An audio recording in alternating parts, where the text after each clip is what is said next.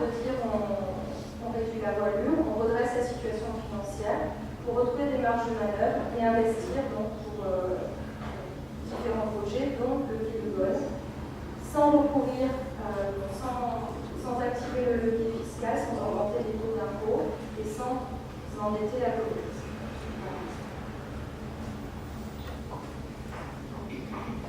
La capacité des endettements, qui estime en nombre d'années, c'est une mesure donc, de la solvabilité financière des collectivités. Elle détermine donc, le nombre d'années qu'il faudrait pour rembourser intégralement le capital de la dette, si on y consacrait donc, la totalité de notre épargne. Donc là, on est à 1,8 ans cette année. Donc si on consacrait l'intégralité de notre épargne plus, il nous faudrait 1,8 années pour rembourser notre dette, une place dans les communes, donc les 10% des communes les moins endettées de France. Donc là, le taux d'épargne brute, donc on le voit depuis plusieurs années. Donc ce taux est en moyenne sur des communes là sur des chiffres qui sont donc, des collectivités qui sont en ligne sur le site de Bercy. Les collectivités de notre strate sont aux alentours de 18%. Là, nous, on est aux alentours de 16%. Les années précédentes, elles étaient autour de 15%. Donc là, sur le dernier chiffre, elles sont autour de 18%. Donc on est quand même bien remonté dans la moyenne des communes de notre strate. Et donc on atteint un taux d'épargne brute qui est le plus élevé depuis, en tout cas, je ne vais pas remonter avant, mais déjà depuis 2008, on a le taux d'épargne brute le plus élevé. Donc l'évolution des charges financières, ce qui est intéressant, c'est que les charges financières impactent le fonctionnement. Parfois on entend que c'est plutôt simple d'emprunter. Quand on emprunte, ça impacte le fonctionnement pour de nombreuses années. Et donc là, on voit qu'au niveau de la section fonctionnement, c'est en baisse, donc ces charges financières sont en baisse. Effectivement, dans la mesure où on ne possède pas de nouvel emprunt, il faut le baisser. Donc maintenant, pour la partie, on va dire, activité de la commune, donc quelques exemples, on n'a pas tout listé pour alléger un petit peu la présentation. Donc sur les animations d'été, un festival en partenariat donc, avec le groupe Miss Matin et Casino de Bandol, c'était la deuxième édition des Haussiennes. La première édition donc, concernait, alors il y a eu la première édition autour des Haussiennes, donc avec certaines thématiques, 50, 60, 80, génération 2000. Et ensuite des feux d'artifice, donc le 14 juillet et 21 août. Voilà quelques photos des animations. Donc là, le concert de Nancy Sosa. L'animation de rue, des artifices. Je pense que c'est des animations de alors, les animations.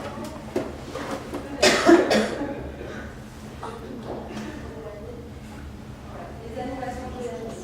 Donc la deuxième édition de l'Escale des Vignerons, la fête de la musique, la troisième édition de musicale de Bandol, la deuxième édition de Lanfou.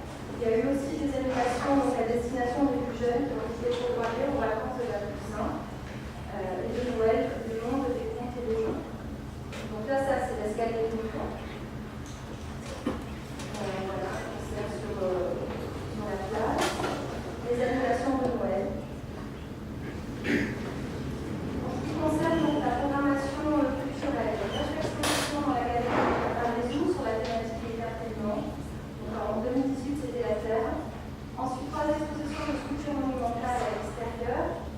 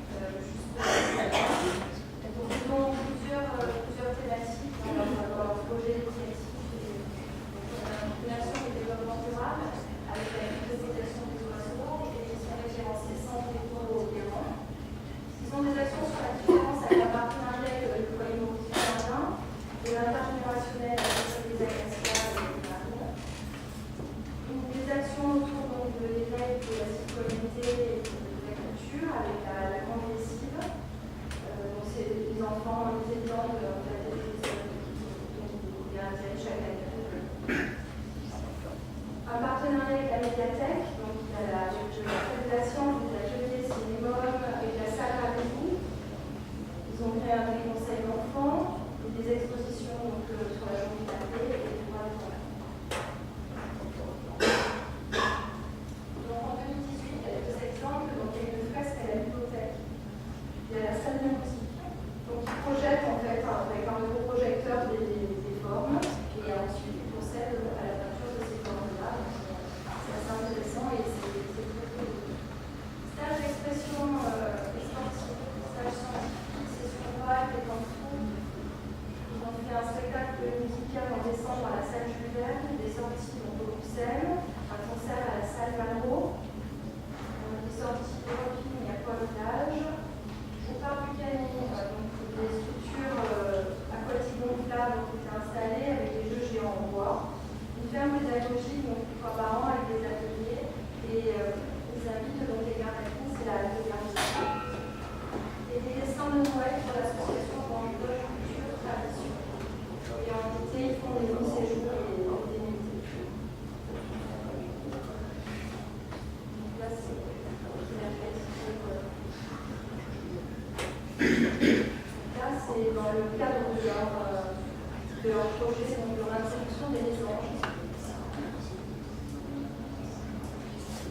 Donc là, la garderie l'accueil des enfants de 18 mois jusqu'à 6 ans à l'école. Organise chaque année un carnaval, on parle des familles, des jeux qui sont proposés tout l'été, des sorties donc, au zoo de Saint-Marie à la Tour-Branche, dans les contes. Ils ont des animations pendant le Noël avec le Père Noël avec le butin, un spectacle de Noël au théâtre du Verne, de l'éveil corporel par l'association Accord à Corps une fois par semaine et un spectacle à l'occasion d'une kermesse donc, le mois de juin. Donc voilà quelques photos de ces moments qui sont assez des moments de fête. Pensons à la crèche. Donc la crèche accueille les enfants donc, à partir de 2 mois jusqu'à ce qu'ils rentrent à l'école. Donc ils font quand même des visites du domaine du palier au Castellet, on fait des grappes de raisin, ils transforment les vieux raisins des sorties au cirque de Quimper, au parc des oiseaux, à la chèvre du Gel de l'Aguilar et au Rôle de Saint-Marie. Ils participent aussi au Téléthon, ils vont à la médiathèque une fois par mois et ils font des fêtes en commun donc avec le métier d'accueil, avec la présence des parents, donc le carnaval, préparation de la lettre du Père Noël et la fête de Noël.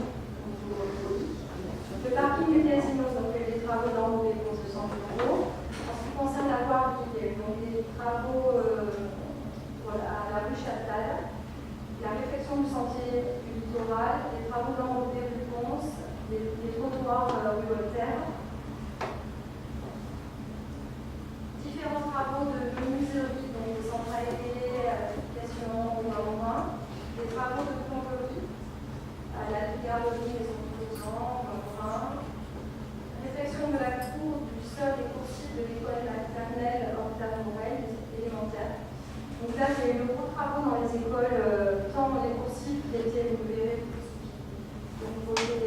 bientôt. Donc les coursives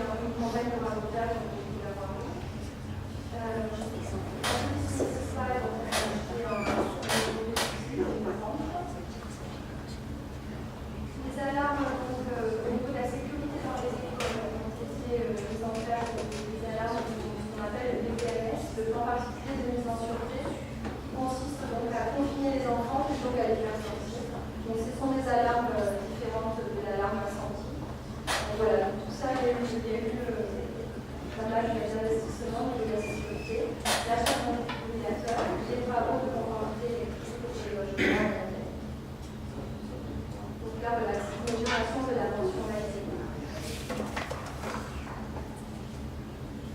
Donc les aires de jeu, les travaux autour des aires de jeu, les enrobés dont nous partions quasiment. Donc là, c'est un budget qui reprend l'intégralité des résultats de tous les budgets, des budgets annexes, des budgets principaux. Et donc on voit que l'ensemble des budgets en fait ont alimenté aussi, on voit le niveau de trésorerie qui évidemment rentre en compte des budgets annexes. Et ces budgets annexes aussi alimentent donc, cette trésorerie. Donc on voit que c'est des résultats sur la section fonctionnement en budget de vent. On a déjà évoqué par le passé un budget qui est un déficit chronique. Tous les budgets sortent en positif sur la section fonctionnement. Et donc ces budgets-là ont été transférés depuis le 1er janvier 2019 à la communauté de la coopération de Saint-Denis. Donc le budget de l'eau et de l'assainissement a été distribué. Et ainsi qu'on a transféré donc un plan sur le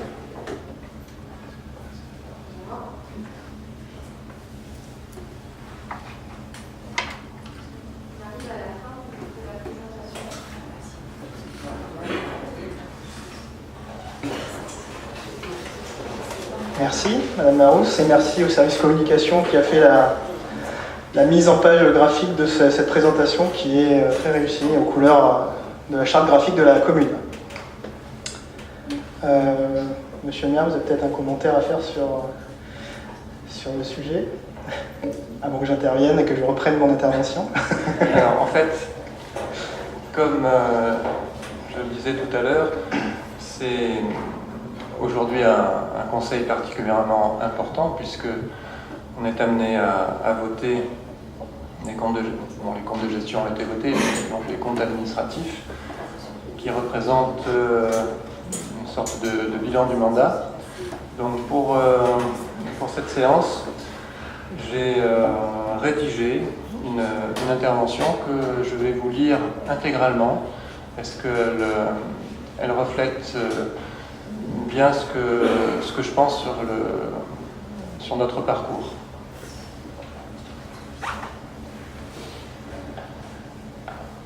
Mes chers collègues, ce compte administratif 2018, qui est soumis aujourd'hui à votre approbation, est la traduction des efforts considérables entrepris depuis 2014 pour apurer les finances communales dans un contexte financier particulièrement difficile.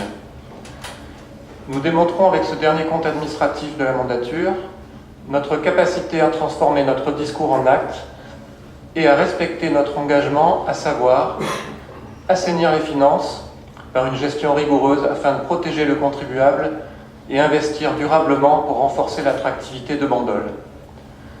Le redressement des finances était devenu en 2014 une impérieuse nécessité, tant en raison de la gestion déplorable de la précédente municipalité que de la baisse importante des dotations de l'État. Si je ne vais pas trop m'attarder sur le passé, il me faut rappeler la situation financière de la commune en 2014 pour que chacun d'entre vous apprécie à sa juste valeur les efforts réalisés et au final le chemin parcouru. En 2014, la capacité de désendettement, la CDD, de la commune était de 57 ans, sachant qu'il faut une CDD de 15 ans, voire de 10 ans si l'on veut dégager de l'autofinancement pour investir sans trop emprunter. Comme vous le savez, ce ratio est très suivi des banques, qui considèrent qu'au-delà de 15 ans de CDD, une commune est dans une zone dangereuse, car la part de l'autofinancement consacrée à l'investissement devient marginale. En 2014, le taux d'épargne brute, le TEB, était de 0,6%, ce qui correspond à une épargne très dégradée, alors qu'un taux satisfaisant est supérieur à 10% et au mieux à 15%.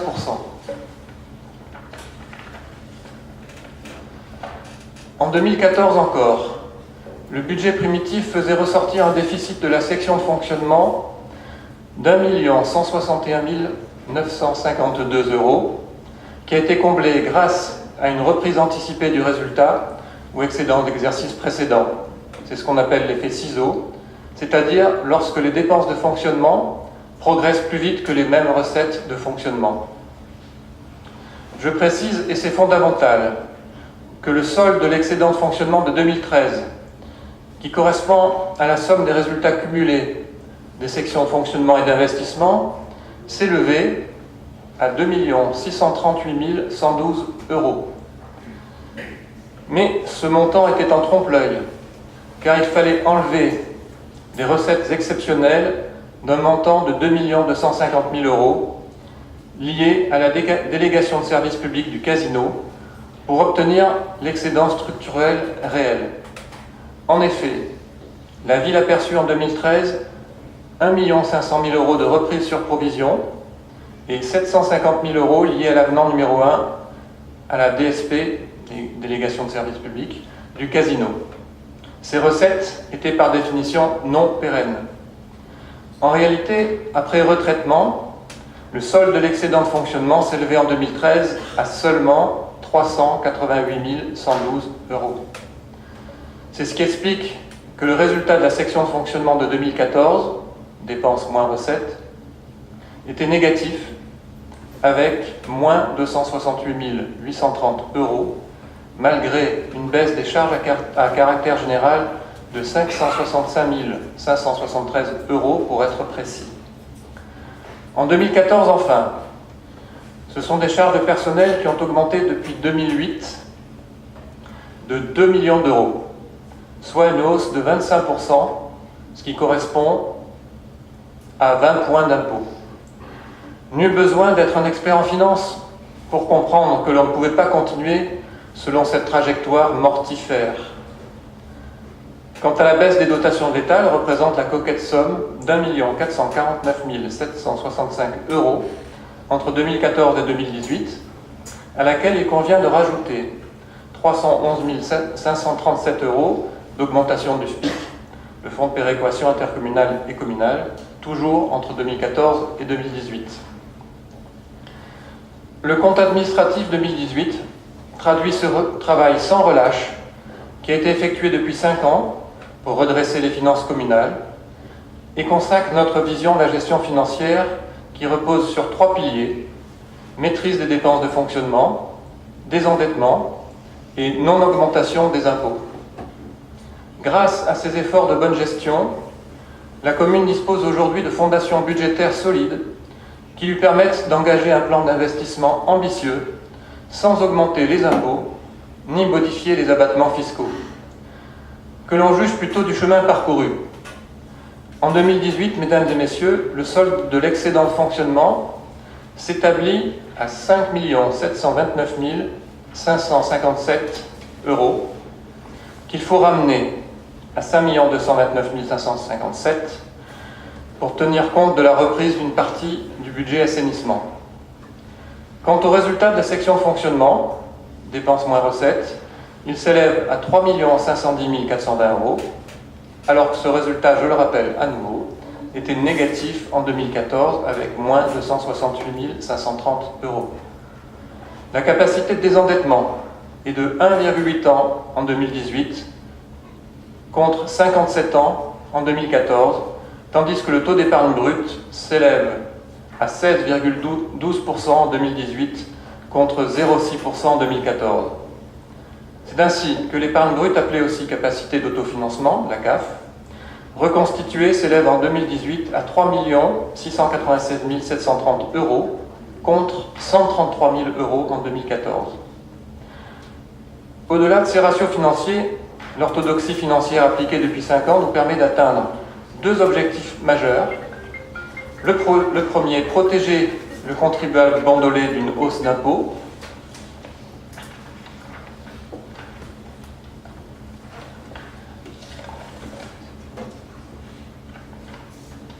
C'est en menant une démarche volontariste de lutte contre les gaspillages et de baisse des dépenses de gestion que nous avons pu dégager des marges de manœuvre sans remettre en cause les services essentiels rendus à la population.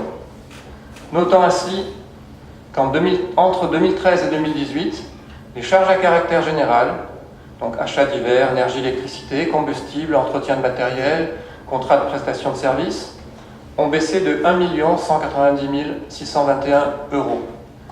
Par ailleurs, la commune a entrepris un réel effort de rationalisation des moyens humains, de sorte que le montant des charges de personnel en 2018 est inférieur à celui de 2014, malgré les hausses du point d'indice et les revalorisations du régime indemnitaire. La baisse en 2018 est de moins 2,22% par rapport à 2017, soit 231 386 €.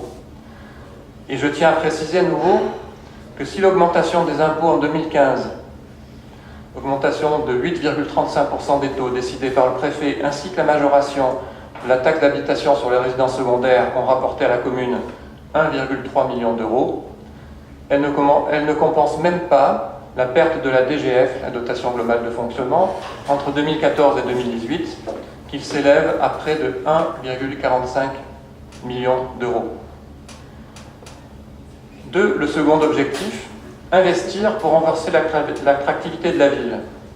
Cette politique d'appurement des finances nous permet en 2019 d'investir à hauteur de 7,6 millions € de travaux, 5,4 millions € pour les travaux du quai de Gaulle et 2,2 millions € pour les quartiers extérieurs, et ce, sans recourir à l'emprunt. Donc c'est ce que je disais tout à l'heure, ce n'est pas le plaisir de thésauriser, c'est que ça nous permet maintenant de faire des investissements ambitieux. Et on reparlera aussi des investissements pour le port, je pense. En effet, une analyse plus poussée de la prospective financière sur la période 2019-2021 nous exonère d'emprunter sur cette période sans dégrader sensiblement les épargnes. La commune se sera désendettée de plus de 2 220 000 € entre 2014 et 2018. Grâce à ce désendettement, les frais financiers ont diminué depuis 2014 de près de 60 000 €. C'est ainsi qu'à force de rigueur, mais aussi grâce à une certaine dose d'audace, nous avons réussi à respecter l'engagement que nous avions pris devant les Bandolais de redresser les finances communales pour investir dans l'avenir. À cet égard, je reprendrai volontiers, mot pour mot, la conclusion d'analyse du compte de gestion de M. Bittan. Je cite. En conclusion, au regard des éléments proposés par le module de valorisation du compte de gestion, les principaux agrégats financiers de la ville de Bandol apparaissent globalement positifs. La commune a diminué ses dépenses afin de pouvoir compenser la stabilisation des recettes, liées notamment à un tassement de la fiscalité reversée. Sans toucher au taux de fiscalité, elle a pu dégager une épargne nette suffisante pour autofinancer complètement ses investissements, poursuivant ainsi son désendettement et même alimenter son fonds de roulement. Mesdames et messieurs, nous allons poursuivre avec les membres de l'équipe municipale, que je remercie pour leur implication et leur détermination, ainsi que les agents municipaux, notre travail au service des Bandolais, soucieux de l'utilisation des deniers publics et de l'avenir de Bandol.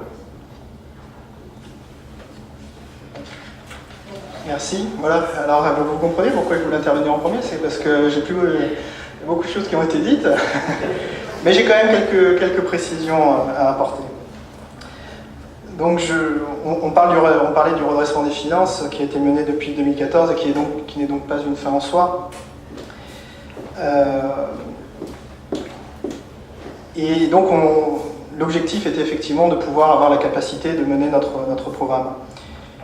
Et nous avons finalement fait, parce que toutes les présentations que vous voyez peuvent paraître complexes, les comptes administratifs, les comptes de gestion, ce sont des choses qui sont quand même des choses assez techniques.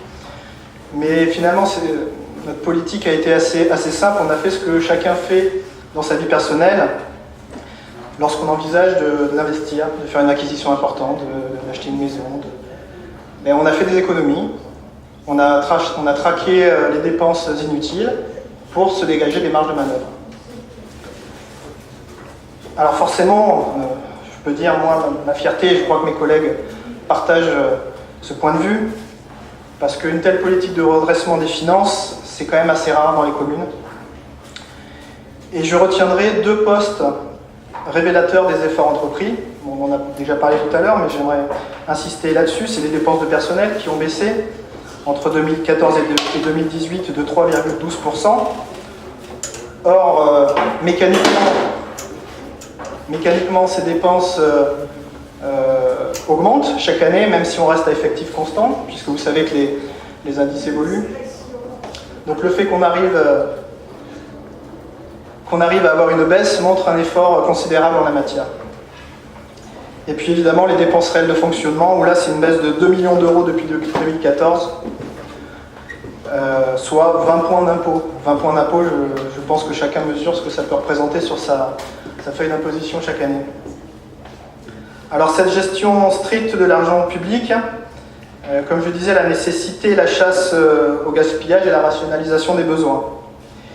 Et c'est un travail acharné des élus, et je me disais ce serait presque intéressant que les débats qui ont lieu lors de notamment l'élaboration du budget des bandolets puissent voir comment ça se passe, parce que ce sont des arbitrages qui sont difficiles, parce que évidemment chaque élu défend sa délégation, essaye d'expliquer, de convaincre ses collègues en quoi c'est très important de réaliser tel et tel projet, mais voilà, ce qui nous guide, c'est de faire en sorte que chaque euro dépensé par la commune le soit utilement. Donc on essaie de gérer, encore une fois, mais un peu comme on gère nos finances personnelles. Enfin, j'espère que chacun essaie de les gérer de cette manière. Mais voilà, on essaie de gérer.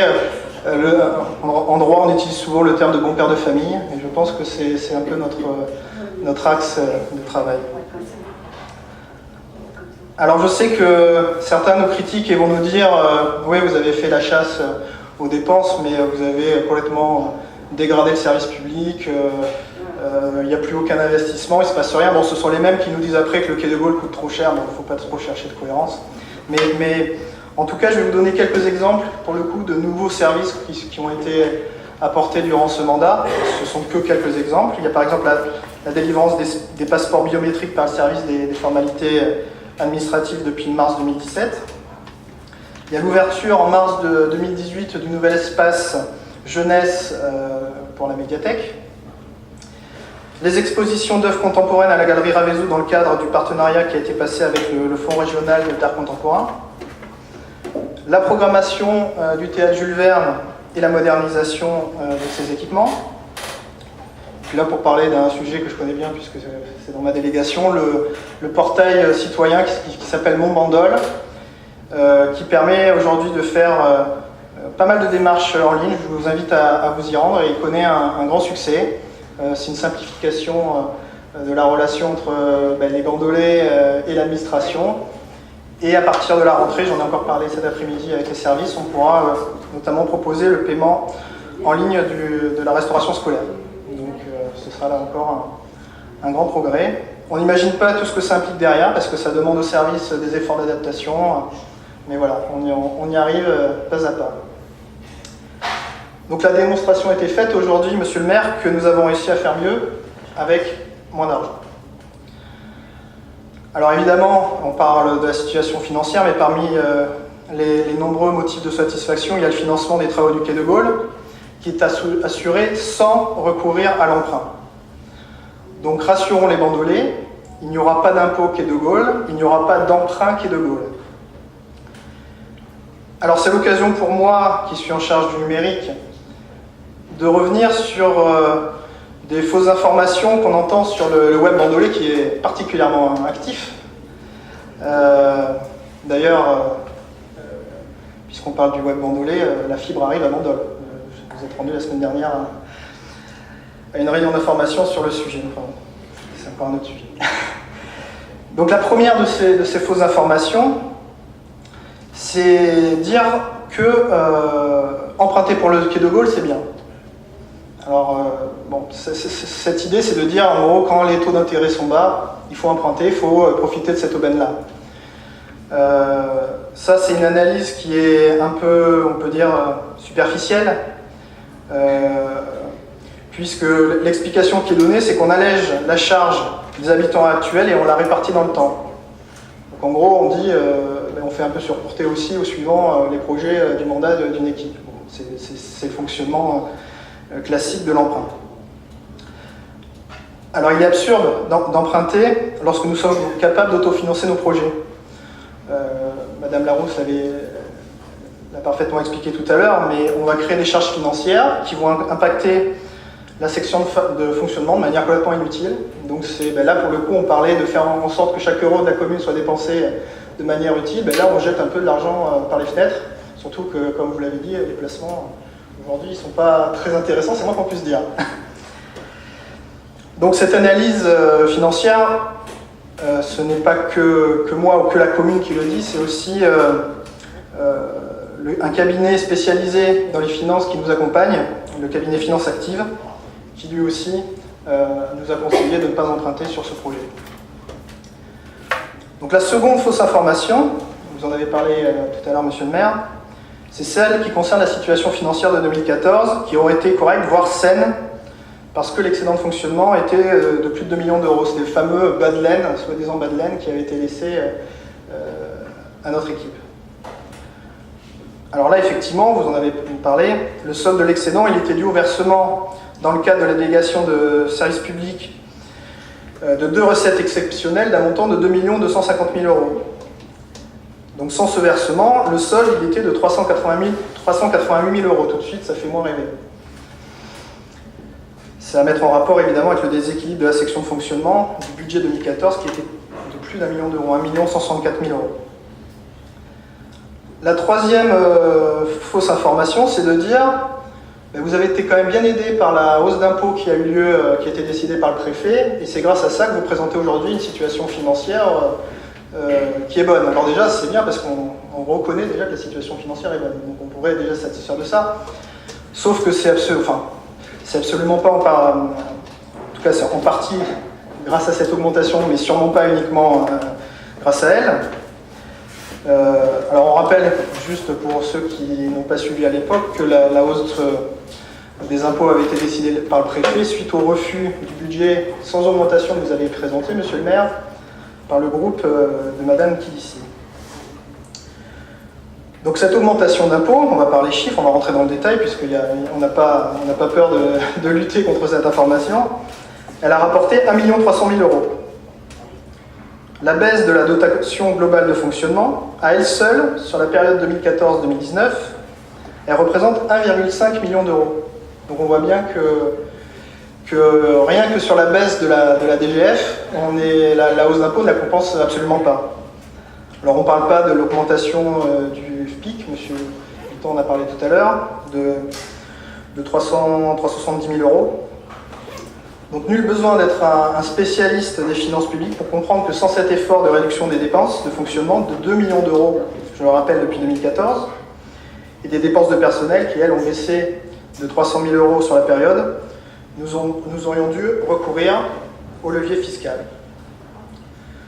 Donc pour conclure, il suffit de se référer aux comptes administratifs de 2013 et 2018. Ça, ce sont des données brutes, objectives.